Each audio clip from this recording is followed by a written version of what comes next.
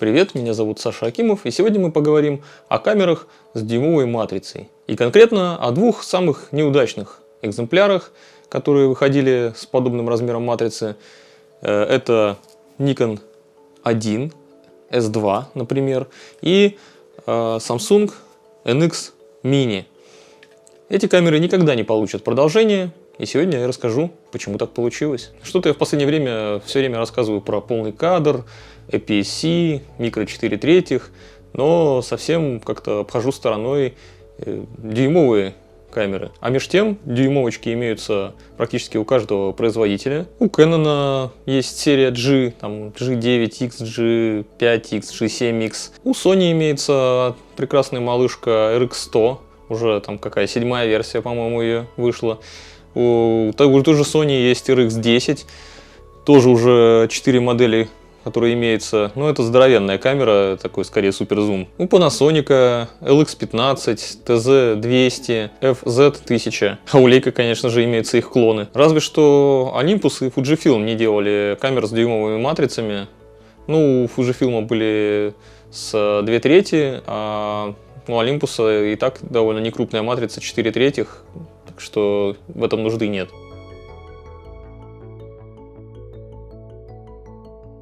Ну вот, до недавнего времени, ну как до недавнего, до 2015 года, и Nikon тоже делал камеры с дюймовыми матрицами. Это была серия Nikon 1, но они нафиг никому не нужны были, поэтому они и перестали их делать. Но я расскажу подробнее, почему именно так получилось. Samsung также не отставал в этой гонке технологий и также пробовал сделать дюймовую камеру. Выпустил, правда, всего лишь вот одну модель, Samsung NX Mini. И в 2015 году вообще ушел с рынка фототехники. Они просто вообще закрыли свое фотоподразделение. Я для своего ретро-обзора выбрал две камеры, которые наиболее сходны по своим характеристикам и которые метили примерно в одну и ту же аудиторию, куда, в общем-то, при этом и не попали. Ну, я, конечно, постарался найти камеры наиболее кислотных тонов. Nikon у меня кислотно-желтый, а Samsung вот такой вот нежно-бирюзовый. Он не очень кислотный, конечно, этот оттенок, но наиболее цветастый из тех, что там были представлены. Но давайте сначала я поясню, про какие конкретно дюймы идет речь. А то смотришь на мелкие матрички этих камер и думаешь, какой нахрен дюйм здесь? Здесь же матрица размером там 13 на 8 мм. И это довольно забавная смесь из ретроградных методов измерения и маркетинговых уловок. Часто можно увидеть у компактных камер в характеристиках, да и у смартфонов тоже, например, размеры матрицы, они указаны так: 1 деленное там, на 1, 2 и 3, 1 деленное на 1,7. У конкретно вот этих камер здесь просто 1 дюйм. И можно было бы предположить, что она действительно диагональ хотя бы, может быть, этой матрицы будет равна имперскому дюйму. Если перевести на нормальную метрическую систему, то это будет 25,4 мм. Но тут имеется в виду видиконовский дюйм, а его длина 17 мм. Зато если в документации и в описании не уточнять, что там за дюйм имеется в виду, то у неподготовленного человека создается такое обманчивое впечатление, что матрица в 1,5 раза больше, чем она есть на самом деле. До появления в современных камерах полупроводниковых светопринимающих матриц в телекамерах использовались специальные передающие сигнал трубки, назывались они видиконы. Если не вдаваться в физику, то, очень так грубо говоря, изображение просто проецировалось на небольшую мишень в самом конце трубки и считывалось, ну как сканировалось таким лучом специальным. И внешний диаметр этой трубки равнялся как раз таки полноценному дюйму, а светочувствительная мишень была равна как раз таки 2/3 его. Такая фигня использовалась где-то до середины 90-х, но о подобных мерах измерения в данный момент вообще, мне кажется, уже все позабыли. Забыли все, кроме производителей фототехники, которые, в общем-то, хотели бы ввести своих покупателей в заблуждение. Ну ладно, теперь, когда мы разобрались, что это за дюймы такие, давайте поговорим о том, как обе эти компании, Nikon и Samsung, решили таки сделать свои камеры с подобного размера сенсорами и почему их стратегии не возымели успеха. У Nikon история чуть более витиеватая, поэтому вначале я расскажу про него буквально в 2 словах. К концу нулевых всем прозорливым производителям стало вполне понятно, что эра цифрозеркалок, она уже подходит к концу. пора начинать разрабатывать новые байонеты, создавать беззеркальные камеры, потому что за ними, в общем-то, будущее будет. Olympus и Panasonic работали над Micro 4 третьих, Fujifilm начал разрабатывать X-байонет свой, Sony занялась созданием E-маунта, даже такие ретрограды, как Canon, начали уже создание своего M-байонета, конечно, дурацкого, который скоро тоже канет в лету, но Nikon решили, что выпуск крутой цифровой беззеркальной камеры с большим сенсором может как-то негативно сказаться на продажах их зеркальных камер, и решили как бы не конкурировать. Вполне логичным компромиссным решением была разработка нового байонета Nikon CX и маленьких компактных камер, в которых была сменная оптика, и кроп-фактор при этом был 2,7. Они вполне могли бы так скромненько конкурировать с другими беззеркальными камерами на рынке, но это по мысли самого Никона. Ну и если здраво рассудить, то понятно, что у такого чуть более крупного сенсора гораздо более качественная картинка, гораздо больше возможностей по обработке, нежели у совсем каких-то крохотуличных сенсоров в мыльницах. Идея классная, звучит здорово, но Nikon реализовал свою задумку из рук вон плохо, и, мягко говоря, они обосрались. Уже первая камера в этой системе Nikon 1 G1 была принята довольно прохладно. Samsung же сделали свой NX Mini лишь в 2014 году, и их камера уделывала Nikon вообще по всем фронтам. Но учитывая то, насколько Nikon 1 была так себе, это не делает Samsung крутой камерой. Тут я скорее буду сейчас разбираться в сортах говна. Но на самом деле у обоих производителей был хороший потенциал, и они, если бы чуть больше подумали над тем, что производить и как подойти, в общем-то, к своим камерам, с какой стороны, возможно, могли бы сделать реального конкурента, например, RX100 соневской, или хотя бы что-то такое, что более-менее продается и, в принципе, нормально себя чувствует на рынке, типа G9X от того же Canon. Камера не хватает там звезд с неба, но она уверенно продается, с ней все в порядке, ее периодически обновляют, там Mark II вышел.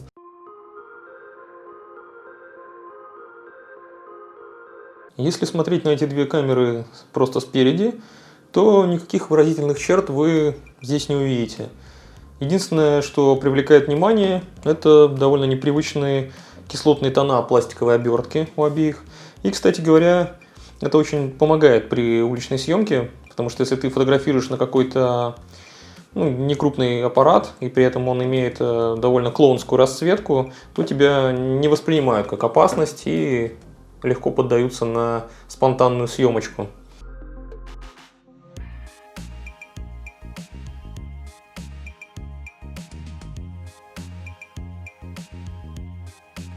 Единственным значимым, наверное, элементом спереди является кнопка фиксации байонета, что здесь, что вот здесь. На Samsung у меня объектив блинчик 9 мм, f3.5, что является 24 мм в полнокадровом эквиваленте. У Nikon было похожее стекло, но оно было гораздо лучше исполнено и с более приятным фокусным 10 мм, и f2.8 к тому же было. Что занятно, крышечка в этой конструкции не предусмотрена.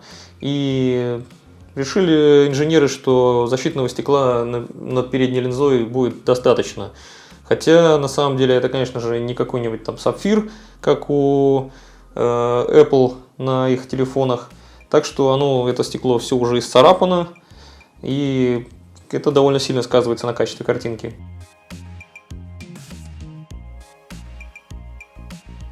Байонет у Samsung называется NX-M, то есть как обычный по аналогии NX, только мини.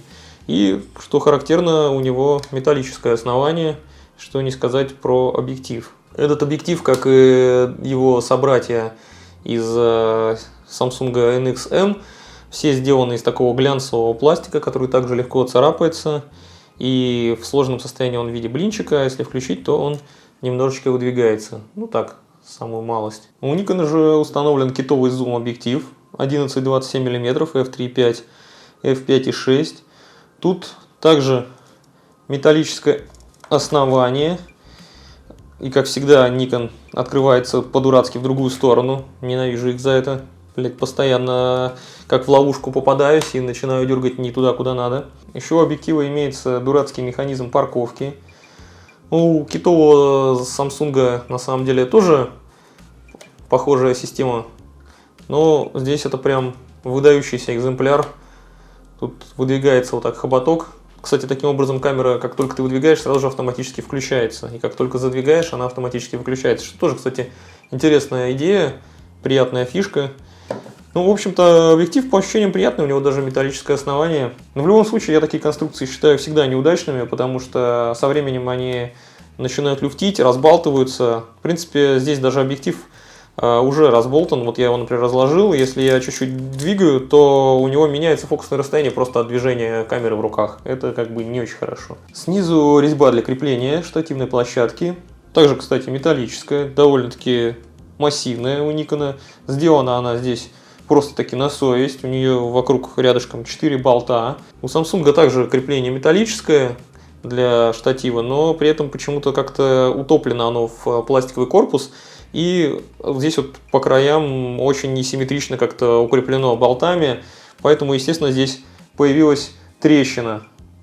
Корпус просто вот дал трещину. Нижнюю часть продолжим изучать. У Nikon здесь спрятана карточка стандарта microSD. И не знаю, что мешало производителям вставить карточку полноценную туда. Места тут полно, можно было и полноразмерную впихнуть, ну да ладно. Ну, у Nikon есть еще тут серьезный довольно минус с батареей. Она всего лишь на 1010 мА. И, ну, мягко говоря, не самая могучая батарея из тех, что я видал. У Samsung же, что довольно необычно, все разъемы и карта памяти спрятаны под крышечкой сбоку. Причем крышечка, конечно, откидывается на каких-то хлипких пластиковых креплениях, не вызывающих доверия. Она явно разболтается, если ее туда-сюда открывать. Причем батарея фиксируется довольно своеобразным слайдером. Его так вот вверх сдвигаешь, и у тебя батарейка выдвигается. Она обладает весьма внушительным размером, 2330 мА. И при этом она действительно и физически размером немалым обладает. Подобные батарейки вставлялись в Samsung тех лет, когда еще не все смартфоны были моноблоками. Тут опять же дурацкий разъем под microSD. Но тут я хотя бы понимаю, почему места не хватило. Все место заняла батарея и два еще разъема. Тут, кстати, используется microUSB для зарядки просто по кабелю от компьютера, что, кстати, Nikon недоступно. Ну а так батарея, наверное, занимает, ну, если не треть, то где-то четверть всей камеры по объему. И ее действительно надолго хватает, где-то на 500-700 фото вообще запросто. Подобную конструкцию, кстати, боковую я видел только у Pentax Q10, на который я делал обзор. У него батарея тоже была с боковой панели вставлялась. Ну теперь поговорим мы про верхнюю панель. У Nikon сверху находится кнопка включения, вот это on-off, кнопка видеозаписи. Ну, ее расположение вполне неплохо, и она отличается по своей текстуре от кнопки спуска, поэтому их не перепутаешь. Ну и здоровенная, да, кнопка спуска, собственно, вот такая вот самая крупная. Имеет очень даже приятный ход, вполне ощутимый. Вот эти две кнопки, к тому же, сделаны из металла с каким-то таким медным напылением. Места для горячего башмака, конечно же, на этой камере не нашлось. Но есть встроенная вспышка, и которую можно вызвать кнопкой только когда камера включена. Ее, кстати, можно направить еще вверх при желании.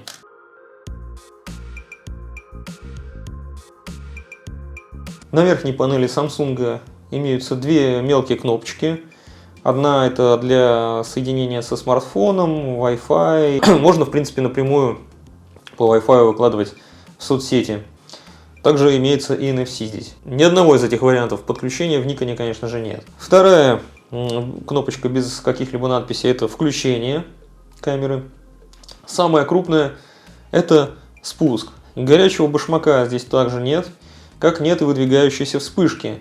Есть только такая слабенькая вот здесь спереди. Зато сверху здесь есть отвратительный, ужасный какой-то интерфейсный разъем.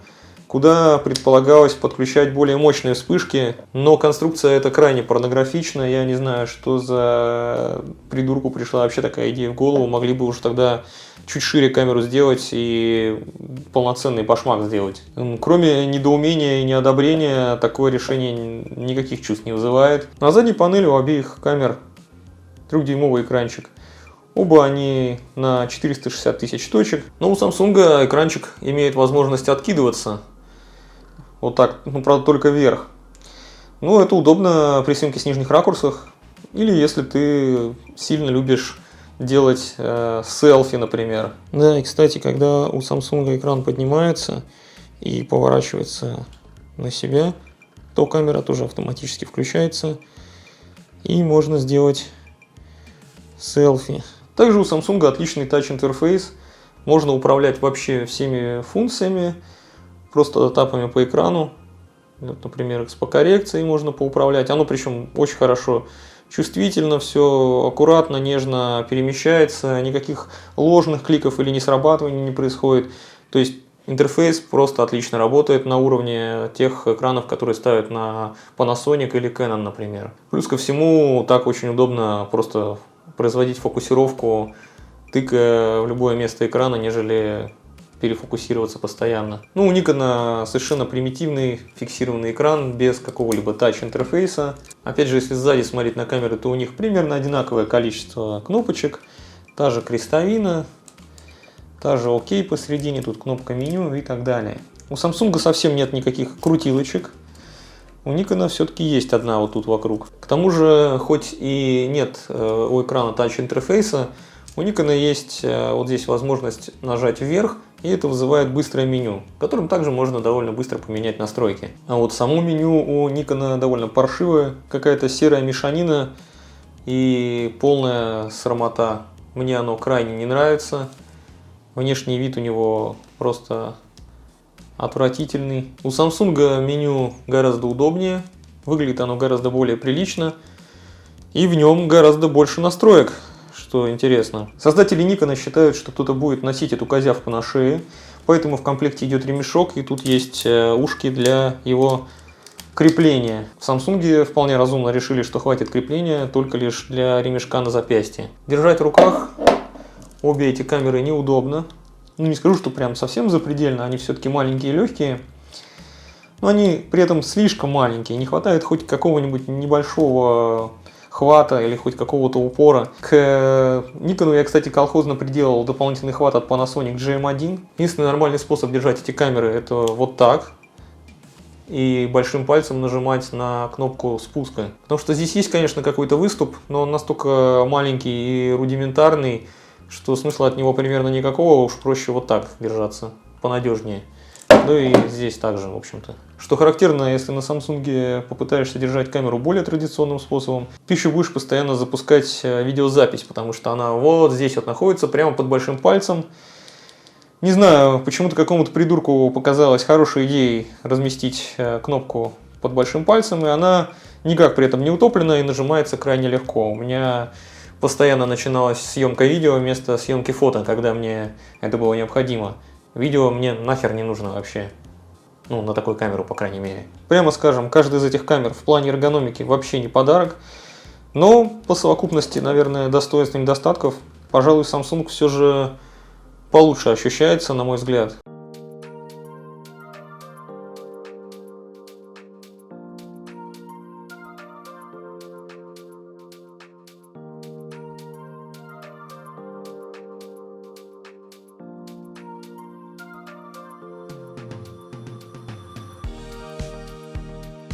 Ну, давайте же поговорим о картинках, которые можно получить с этих камер.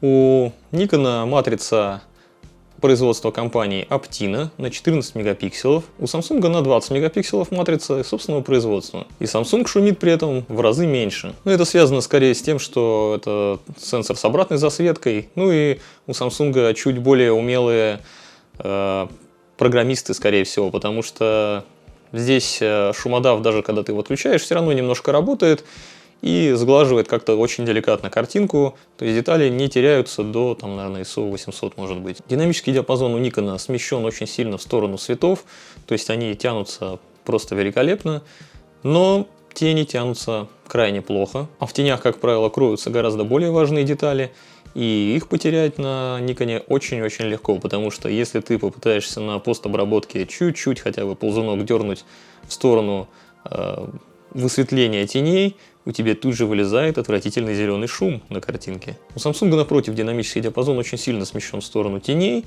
и тени тянутся просто прекрасно, с хорошим сохранением деталей, большого количества в них. Но вот цвета тянутся крайне паршиво, то есть небо у тебя на снимках будет, если ты в яркий солнечный день снимаешь, выбито почти что в 100% результатов. Но, опять же, можно использовать XP-коррекцию и просто чуть-чуть затемнить картинку, чтобы в небе сохранились детали, а потом ты уже из теней их можешь вытянуть. И этот подход я считаю более разумным, нежели когда ты можешь вытягивать великолепно цвета, но при этом в тенях у тебя нет деталей. Потому что насрать на цвета вообще.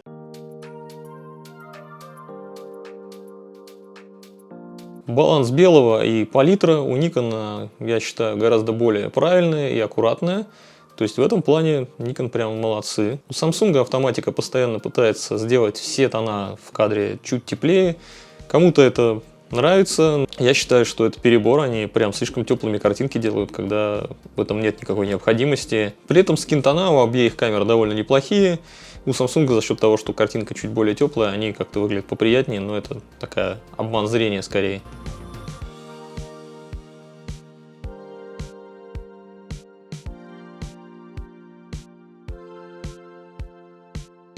Благодаря мелким матрицам обе камеры способны довольно близко фокусироваться.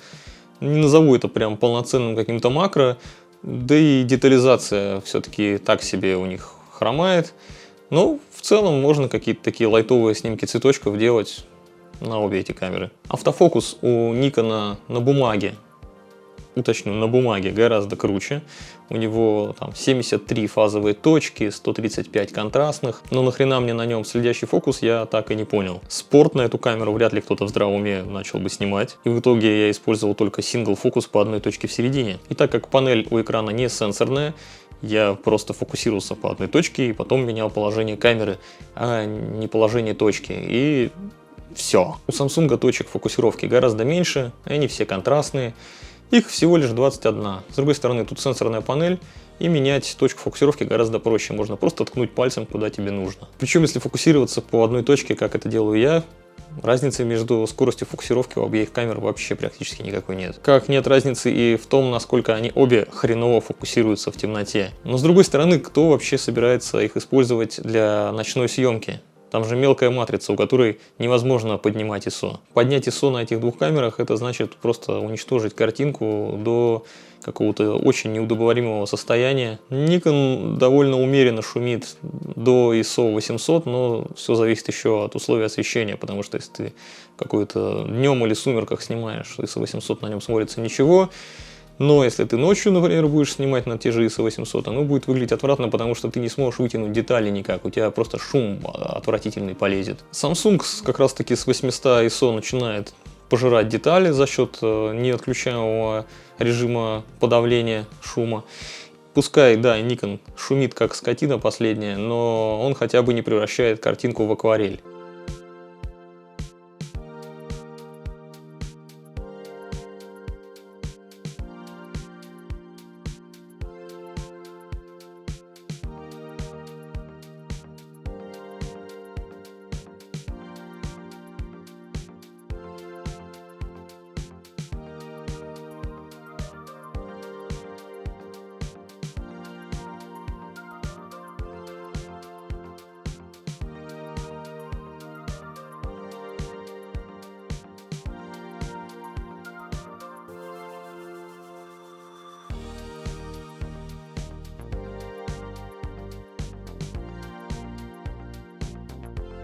В середине десятилетия, в 2014-2015 годах, вполне стало ясно, куда движется в данный момент фоторынок. Мелкоматричные компакты и мыльницы стали вообще нахрен никому не нужны, потому что любой смартфон выдавал картинку не то что не хуже, а иногда даже лучше. Но если человек хотел уже по-настоящему хорошего качества картинки, то он покупал себе уже с крупной матрицей фотоаппарат, нормальный, серьезный, какой-нибудь микро 4 третьих, APS-C или даже полный кадр сразу, если он был достаточно богат. Ну и в то же время цены, в общем-то, стали на самом деле доступнее. И то, что раньше казалось какой-то невероятной покупкой, сейчас уже было достаточно обыденным. Это, конечно, породило армию говнофотографов, но тут ничего не поделаешь, такова невидимая рука рынка. Последним компромиссным решением для фотографа, которого уже не устраивало качество снимков его смартфона, но при этом он не хотел какую-то здоровенную камеру с собой таскать, да или для простого, даже нормального уже полноценного фотографа, если хотелось какую-то мелкую камеру для какого-нибудь ежедневного ношения, как записную чисто книжку, осталось последнее такое вот решение, как дюймовые матрицы. Камеры с дюймовыми матрицами. Sony вполне успешно поддерживают свою серию в тонусе, вот эту RX100. У них отличная светосильная оптика от Zeiss. Матрицы просто супер, просто заглядение. Все самые передовые технологии они туда впихивают.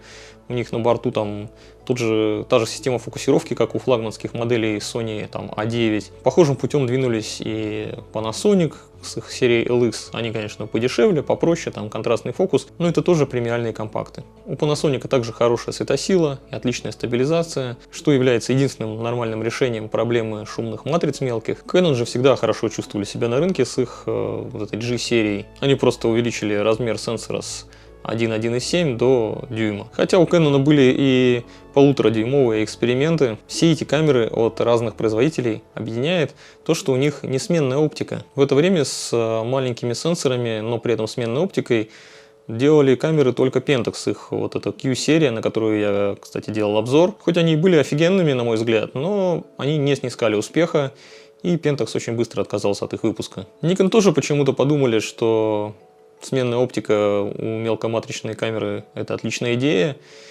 но покупателям требовалось, я так сколько понимаю, что-то в духе RX100. То есть такая маленькая камера, все в одном, чтобы не заморачиваться сменой оптики, а просто взять, кинуть ее в карман и пойти что-то снимать по дороге. К тому же у этого дурацкого Nikon 1 объективы, я бы не сказал, что были супер дешевые. То есть они хоть и были маленькие, компактные, но дешевизной они не отличались, особенно те, которые были полностью влагозащищенными, которые подходили к AV1, и которые, например, были с оптической стабилизацией. Nikon толком не оценили, на самом деле, насколько их камеры вообще востребованы, и принялись по своей зеркальной традиции плодить кучу разновидностей и подвидов похожих камер. Сделали они серию Nikon 1 V1, 2 и 3.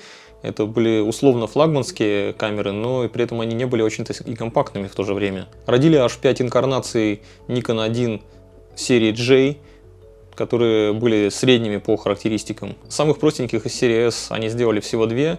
Вот сегодня я как раз про вторую модель вам рассказывал. И даже смогли произвести такое чудо техники, как Nikon 1 AV1, полностью влагозащищенную камеру, которую можно было использовать без аквабокса, которая была охрененно дорогой и которая нахрен никому не была нужна. Они еще и кучу объективов наделали, самых разных, шириков, телевиков и даже портретников. Да еще через переходник можно было нацепить полноценные объективы от больших камер Nikon. Опять же, непонятно зачем. Это все я говорю, чтобы было понятно, что Nikon возлагали большие надежды на данную серию камер, но очередной финансовый кризис быстро все расставил по своим местам. И тогда, в 2014 году, им пришлось заняться оптимизацией своих активов, дабы вообще не загнуться и не обанкротиться. Тогда Nikon закрыли несколько своих представительств по всему миру, перенесли несколько заводов куда-то, где чуть более дешево, видимо, арендовать можно было пространство.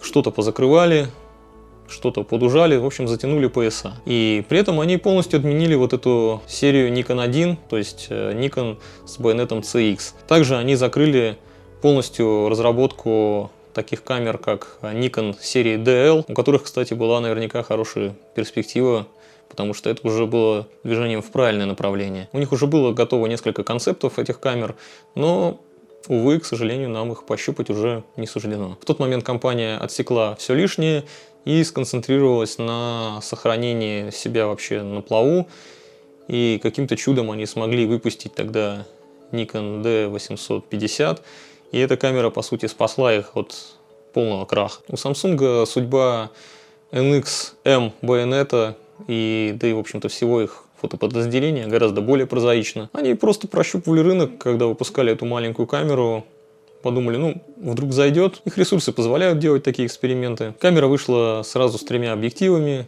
9 мм f3.5, который вот у меня был установлен. Также у них был стандартный зум и еще портретник 17 мм f1.8. Ну, портретник в кавычках, конечно же. Все объективы были ужасно задизайнены. Они сделаны были из какого-то отвратительного блескучего серебристого пластика. Продажи камер, конечно же, были хуже, чем ожидалось. Как, в общем-то, и у всех фотоаппаратов Samsung на тот момент, который они выпускали, в том числе и их лебединой песни NX1. Даже уменьшенная, облегченная версия NX1 под названием NX500 также была принята довольно прохладно людьми.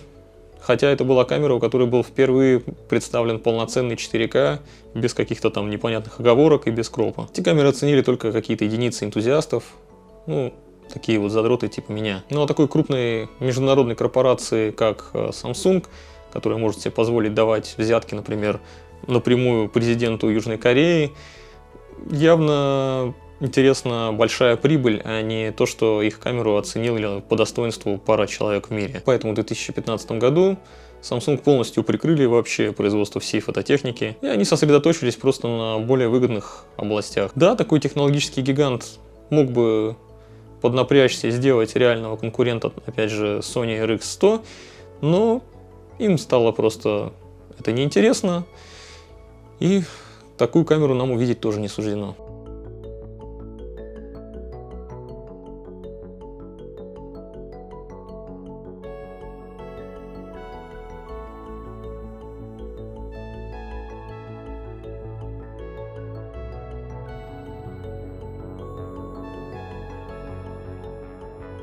Надеюсь, мой рассказ об этих двух дюймовых неудачниках был достаточно интересен. Так что ставьте лайки и подписывайтесь.